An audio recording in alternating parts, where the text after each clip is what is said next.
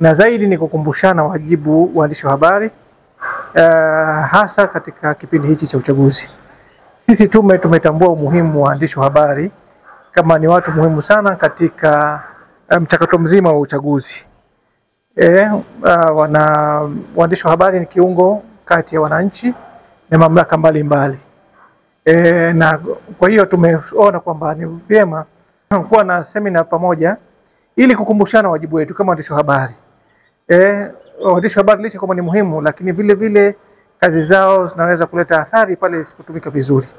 Kwa hiyo tumekumbushana wajibu kusema kwamba waandishi wa habari wana jukumu la kutoa taarifa sahihi katika kipindi cha uchaguzi, kuepuka maneno ya kiuchochezi ambayo yanaweza kuleta athari kwa jamii, lakini kujipusha na kauli ambazo zinaweza kuleta ubaguzi, kibaguzi, zinaweza kuleta hisia mbalimbali ambazo zinaweza kuichanganya zaidi jamii na ikaharibu hasa huu mchakato mzima wa kidemokrasia ambao umeendelea.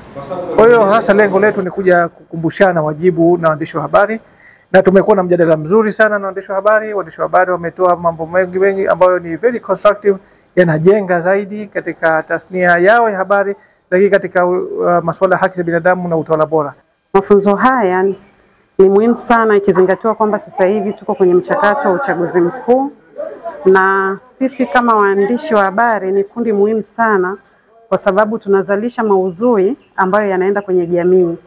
Kwa hiyo sisi kupata elimu hii ni kama jamii nzima imepata elimu, kwa maana kwamba tutaenda kuwapa maudhui ambayo yatazingatia haki, uhuru na amani ya nchi.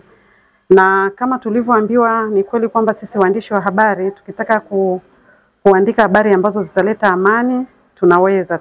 Kwa kuwa ni jambo la kikatiba, inapendeza sana sisi waandishi wa habari tukatumia taaluma yetu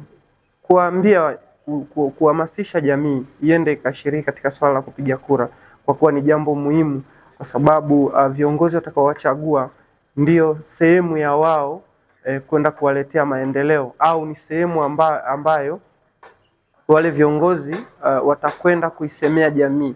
Sasa sisi waandishi wa habari tunabidi tutumie taaluma yetu kushawishi jamii, wananchi wajitokeze kushiriki katika uchaguzi mkuu Oktoba 29.